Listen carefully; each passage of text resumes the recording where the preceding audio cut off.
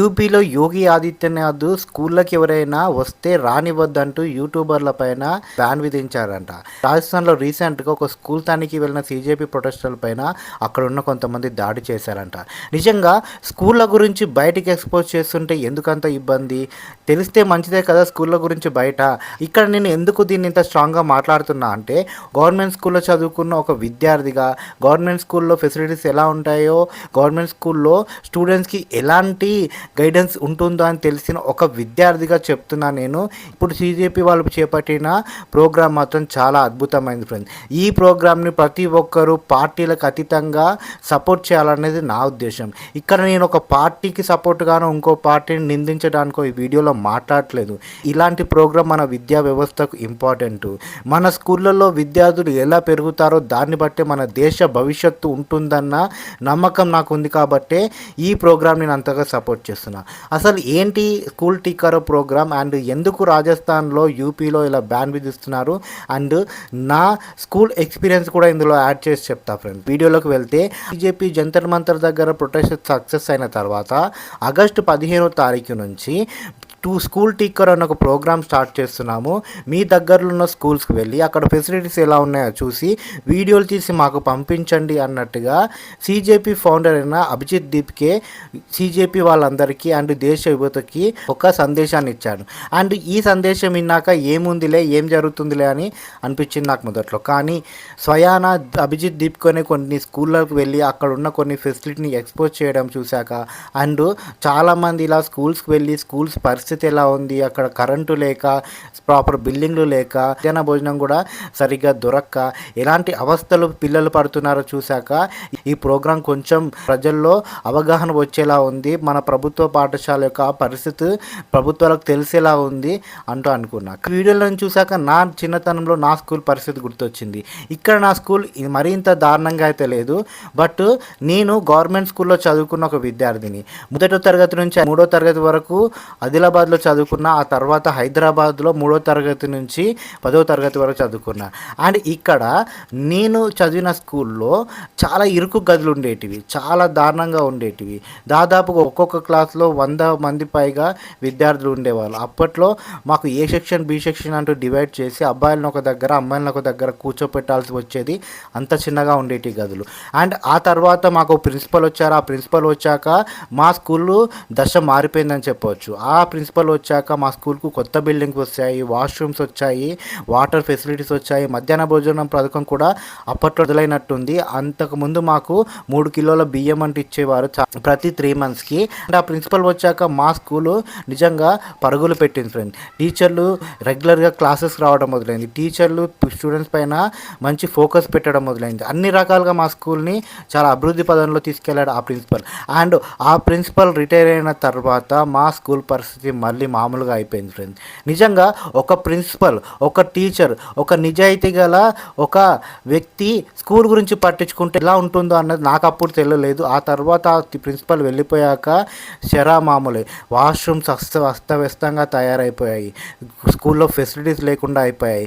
Teachers కూడా కొంతమంది teachers కూడా స్టూడెంట్స్ పైన ఫోకస్ పెట్టడమే మానేశారు. క్లాస్ రూమ్లోకి రాకుండా ఉన్న రోజులు కూడా ఉన్నాయి. గవర్నమెంట్ స్కూల్లో పరిస్థితి ఇంతే అంటూ చదువుకోవాల్సి వచ్చింది. అక్కడ చాలామంది టీచర్లు మాత్రం చాలా అద్భుతంగా ఎడ్యుకేషన్ చెప్పేవారు. ఇక్కడ గవర్నమెంట్ స్కూల్స్లో విద్యార్థులకు మంచి ఎడ్యుకేషన్ దొరుకుతుందన్నది నా నిజాయితీ అయిన ఒపీనియన్. ఎందుకు నేను ఏ మాట అంటున్నానంటే, ఒక గవర్నమెంట్ టీచర్ అవ్వాలంటే వాళ్ళు ఎన్నో రాత్రులు కష్టపడి చదవాలి, ఎంట్రన్స్ టెస్టులు రాయాలి, ఒక సబ్జెక్ట్ మీద పూర్తి అవగాహన తెచ్చుకోవాలి. అండ్ ఆ తర్వాత వాళ్ళకంటూ కొన్ని టెస్టులు ఉంటాయి. 6 నెలలు 3 నెలలు అలా కొన్ని స్కూళ్ళకు వెళ్ళి పిల్లలకు విద్య చెప్పి పిల్లల దగ్గర నుంచి వాళ్ళకు సంబంధించిన అన్ని తెలుసుకొని ఆ తర్వాత ఒక టీచర్గా వాళ్ళు బాధ్యతలు స్టార్ట్ చేస్తారు. నిజంగా ప్రతి టీచర్కి ఒకటే ఉంటుంది, తన విద్యార్థులను చక్కగా చదివించాలి, చక్కగా వాళ్ళని అభివృద్ధి పరచాలని. కానీ స్కూళ్ళకు వచ్చేసరికి పరిస్థితి అంతా డిఫరెంట్గా అయిపోతుంది. స్కూళ్ళలో ఫెసిలిటీస్ ఉండవు, ఇవన్నీ ఉండవు, వాళ్ళకి ఆ తర్వాత ఇంట్రెస్ట్ పోతుంది. ఇది జరుగుతుంది సాధారణంగా. కానీ గవర్నమెంట్ స్కూల్ పైన మనం ఫోకస్ పెట్టి గవర్నమెంట్ స్కూళ్ళలో అన్ని ఫెసిలిటీ వచ్చేలా చూసి గవర్నమెంట్ స్కూళ్ళకు రెగ్యులర్గా వెళ్ళి మా పిల్లలు ఎలా చదువుతున్నారన్నది మనం తెలుసు పోల్చుకుంటే నిజంగా అద్భుతంగా ఉంటాయి మన గవర్నమెంట్ స్కూల్స్ అన్నది నా ఒపీనియన్. ఇప్పుడు మళ్ళీ నా స్కూల్ గురించి మాట్లాడుకుంటే ప్రిన్సిపల్ వెళ్ళిపోయాక స్కూల్ పరిస్థితి దారుణంగా తయారైంది. నా 10th క్లాస్ అయిపోయాక నేను కాలేజ్లో జాయిన్ అయ్యాక అప్పుడే నాకు ఏఎస్ఎఫ్ఐ, ఏఎస్ఎఫ్ఐ, ఏబీవీపీ లాంటి స్టూడెంట్స్ యూనియన్స్ తెలిసాయి. అండ్ అప్పట్లో రోడ్ వైడనింగ్ అంటూ మా స్కూల్కు ఉన్న ప్రహారీ గోడను పగలగొట్టేశారు. అది ఓపెన్గానే ఉంది కొన్ని నెలల పాటు.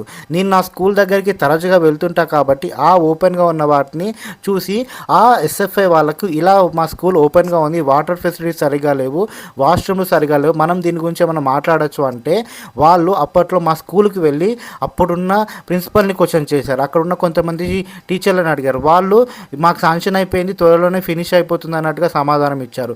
నాకు అప్పుడు ఏమనిపించిందంటే టీచర్ల పరిస్థితి కూడా నిస్సహాయంగా ఉంటుంది. వాళ్ళు కొన్ని ఇష్యూస్ చెప్పాలనుకున్నా చెప్పలేని పరిస్థితిలో ఉంటారు. ఎందుకంటే వాళ్ళకు సంబంధించిన ఉద్యోగాలకు ఏమైనా ప్రాబ్లం అవుతుందేమో, వాళ్ళకి ఏమైనా ప్రాబ్లం అవుతుందో అన్న భయంతో. ఇది నాకు కలిగిన అనుభవం ఫ్రెండ్స్.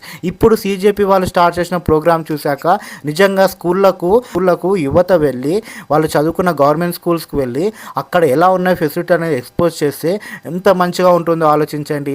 అండ్ దీన్ని మనందరము సపోర్ట్ చేయాలి. కానీ ఏం జరుగుతుంది, ఇది ఒక పార్టీకి సపోర్ట్గా ఉంది, ఈ ప్రోగ్రామ్ కరెక్ట్ కాదన్నట్టుగా రాజస్థాన్లో ఈ రీసెంట్గా కొంతమంది ఒక స్కూల్ గురించి వెళ్ళినప్పుడు ఆ స్కూల్కు రాకుండా వాళ్ళని కొట్టి వెళ్ళగొట్టారు. నిజంగా స్కూల్ పరిస్థితి చూపిస్తే ఏమవుతుంది, ఏం ప్రాబ్లం అవుతుంది.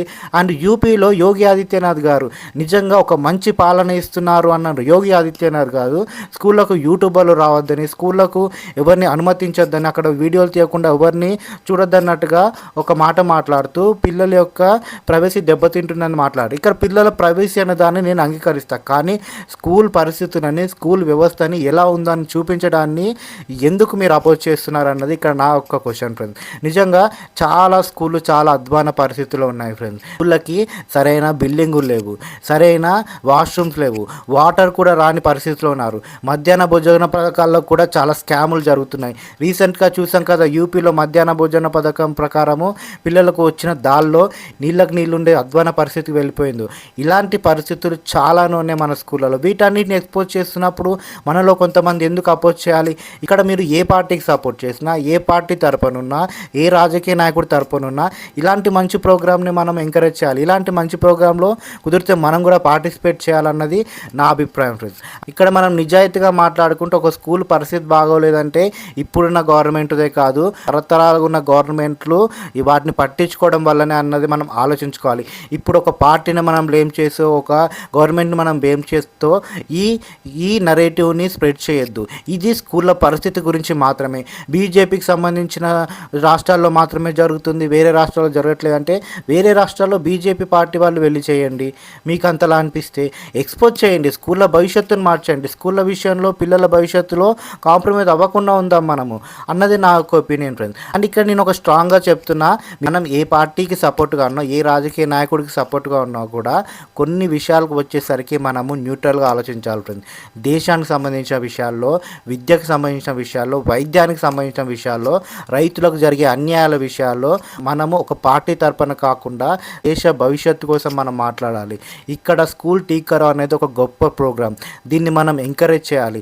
మన స్కూళ్ళల్లో ఫెసిలిటీస్ పెరిగేలా చూడాలి అన్నది నా యొక్క ఒపీనియన్ ఫ్రెండ్. అసలు మీరేమంటారు ఫ్రెండ్? స్కూల్ టీచర్ ప్రోగ్రామ్ గురించి మీరేమంటారు? మీరు గవర్నమెంట్ స్కూల్లో చదువుకున్న స్టూడెంట్సా లేకపోతే ప్రైవేట్ స్కూల్లో చదువుకున్న స్టూడెంట్సా? ఈ ప్రోగ్రామ్ని పార్టీల తరపున చూడొద్దన్న నా ఒపీనియన్తో మీరు ఏకీభవిస్తారా?